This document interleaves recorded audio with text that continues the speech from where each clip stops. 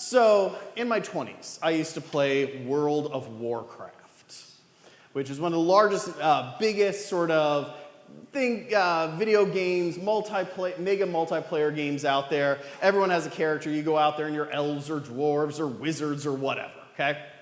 And one of the roles that you have in there is known as a healer. And the old joke in World of Warcraft world was everyone likes healers because if your character gets killed, if your character goes ahead and gets killed, the healer will come in and save you. And it's how your character never dies, right? And so everyone wants to be good friends with someone who can heal them because then you basically, have one more player, okay? Here's the thing. I think for most of us, we think that people who are healers in society is something that people would, of course, like, which humans would rejoice in, like they would in World of Warcraft. But the reality is, what we find in the Bible is that's not really true. In today's lesson, we see how Paul and Silas heal this woman of this problem that she has. And at the end of the story, they're in jail. So let's walk through the story because I think there's a lot in there that actually has a lot to do with us in this world and now, but it isn't obvious because we're talking about things that feel really distant and really foreign. But we got to always start with the Bible first and foremost. So let's start with the Bible. To understand the story, this is what's going on. You have to understand that Paul is out there with Silas. They're on an evangelism campaign. They're going out and baptizing people in the name of the Father, Son, and Holy Spirit. Okay? They're doing what they do as evangelists. They've gone to an area that's within the Roman Empire that's not predominantly Jewish. Okay? And they're baptizing folks, and they're converting folks, and they're talking about Jesus, and they're giving the good news. And this woman starts following them around. A woman who practices divination, in other words, using fortune telling to tell the future, whether or not it's bones or cards, we don't really know. But you get the basic idea. We all know what a fortune teller is, right? Okay. So she's doing this. But as they walk around, she is saying a true thing, which is that these two are slaves to the one and true God. Now, at this point, she's a slave. At this point, her owners don't care. They don't care if there's an evangelism campaign. They don't care that she's following Paul and Silas around and proclaiming that they are following the true God, because her owners don't care about any of that sort of stuff, right? They do nothing.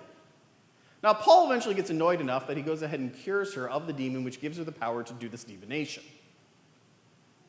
Casts out the demon. Cures her, returns her to a more full status, where she's not being tormented. And at that point, all of a sudden, out of nowhere, these folks care a lot about theology, don't they? Because what do? They, who had no problem with the evangelism campaign a week or a month ago, had no problem with the fact that their slave was saying these people are worshiping the true and one and only God a month ago, are now really mad because their golden goose is gone. Because they were exploiting her to make money for themselves, right? They wanted her to continue to be possessed so that they could make money. Now, they go to the crowd. Do they say these people ended our small business built around the horrible oppression of this woman? Of course not. That's a politically bad thing to say to a group of people, right? So what do? They come out and they say, these people, my fellow countrymen, these people who are not from our town, they're Jews, are preaching not Roman paganism. They're preaching this whole Christian thing. That's dangerous. It's not who we are. We are good pagans. We got to throw them in jail. We got to have crowd justice now. And of course, obviously, crowd justice is never justice, right? Grabs them and throws them in jail. Now, I get that even when we break down the story, we're talking about slavery, we're talking about divination, we're talking about all these sorts of things, which we're like, dude, that is not what I run into on Tuesday. What does it have to do with us in a modern world, in a modern time? It has everything to do because we just as much dislike healers as those folks. we just as much dislike him often for the same reasons. Let me tell you a different story, a modern story, a story from the 1950s. Who here ever saw the 2001 multiple award-winning movie, A Beautiful Mind? Yeah. So if you look into the actual history of Professor Nash, who's the mathematician that they make the movie off of, and obviously the movie is a work of fiction, okay, guys? His actual history is that he's this brilliant mathematician who comes up with like game theory and all sorts of stuff that has become incredibly important in the world of mathematics, in the world of negotiating, in the world of international relations, all these sorts of amazing breakthroughs. But as he's doing it early on in his career, he comes down with schizophrenia. Or something in that zone, we don't really know. And the reason we don't really know what he comes down with is because Princeton University, where he worked, was really against like making sure the guy got the mental health care that he needed, because they feared that they went ahead and put him on the drugs that he would need to actually, not see things that weren't there, that he might not be as good of a mathematician. And so they were okay with him literally being, as he later gets termed, the phantom of the hallways, because while he was wandering around the hallways having these horrible, scary, terrifying, dangerous delusions that were destroying his life, he would write really good math equations that solved all sorts of stuff that made Princeton a lot of money. And so they did a lot to keep their golden goose laying eggs. It's not just the academy, though. You go to a more modern example. Who here remembers Britney Spears? Okay? Like, I look back now, like, I was the Britney Spears generation, okay? Baby Hit Me One More Time came out when I was in high school. For some of you, you're like, wow, you're young. Others, you're like, wow, you're ancient. I get that. Welcome to middle age, anyone who's a millennial. But here's the thing. I remember Craig Ferguson at that time going, something's not okay with this. And I remember everyone were like, wow, you're a crank, and never listened. And yet we learned years and years later of the horrific abuse that she suffered by those who wanted to make money off of her suffering. And were afraid that if she actually got help, they wouldn't make as much money, right? See, those folks in both cases are no different than the people who owned the slave for divination. They didn't want healing to occur, not for some higher goal. I mean, if you talk to them, they'd give you all sorts of higher goals. Well, we would lose the great art of Britney Spears, the great math of Professor Nash. No, you'd lose a lot of money. You'd lose a lot of fame, maybe. But that's not worth exploiting a human being who's in pain.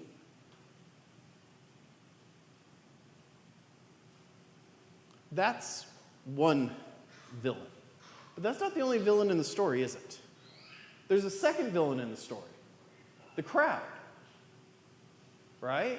The crowd's a villain in and of itself. If these two had complained and nothing happened, at the end of the day, they'd just be two like rich dudes complaining. But the crowd, they go to the crowd and they say, oh, all these high ideals that they didn't have a month ago when this all started are all of a sudden an issue right here, right now, and it's an emergency, right? And no one in that crowd stepped in and said, hey, you two, quick question. They've been doing this for a month. Why weren't you upset about the evangelism when it started? Hey, folks, quick question. They've been going around converting people to Christianity. That was just as much of a threat a month ago as it is today. Why are we upset now? Right? The sort of common sense logic question of why me, why this, why now? 3 questions every police officer asks themselves when someone starts reporting stuff, right? They don't do that. They just get caught up in the moment and become a mob. Which, unfortunately, also is something that we do from time to time. If you don't believe me, just watch the internet for a while. There'll be another one that will pop up somewhere about something. They like it there. See, What we're called to do as Christians is to be healers, like Paul and Silas. Not in the mystical, magical ways that some people will go, but in the real, in the mud sort of ways that real healers in the real world work. To step up and say, like Craig Ferguson did, something's not right here. We need to step up and say, this isn't right. Who is making money? Let's ask some practical questions. We don't want to become the crowd. At the same time, we can't stand by and be silent and just let things happen. We've got to go in and say, hey, this isn't right. We should do something. And then, do something. Because when we're called to be healers, we're called into a tough world. A world where there will be those who will step up and say, whoa, you are doing these horrible things against my grand ideals. When they really mean you're taking away a source of income by exploiting people, by using people, by keeping people broken. Because unfortunately, there's a lot of places that operate that way. And we excuse it culturally. We go, oh, well, they're just a nutty professor. Oh, they're just an eccentric artist. Yeah, that's how they dismissed Britney Spears and Professor Nash. You've got to be careful of those sorts of arguments. See, we're called to be healers and to step up. Now you may say to yourself, that's great, Pastor, but man, the church is wonderful at that. And I'd say, no, we really aren't, because a big part of that is speaking out and believing people when they come to us and say that they're being victimized. And if anything proves that we're not so great at that, would be the Milwaukee Journal article that I posted on my Facebook site that y'all hopefully should read if you haven't already, about how we fumble the ball time and time again and yet haven't figured out why. Don't worry if you don't know what I'm talking about, you can go read it. But we as the church are called to step in and to heal, to be the voice for the voiceless, to make sure that no one, no matter who they are silenced into not being able to say, hey, I'm being used. Hey, I'm being abused. Hey, I need healing. Because the world's full of those slave masters, trying to silence women, trying to silence victims, trying to silence professors, trying to silence artists, trying to silence those who would ring the bell saying people are being exploited and mistreated.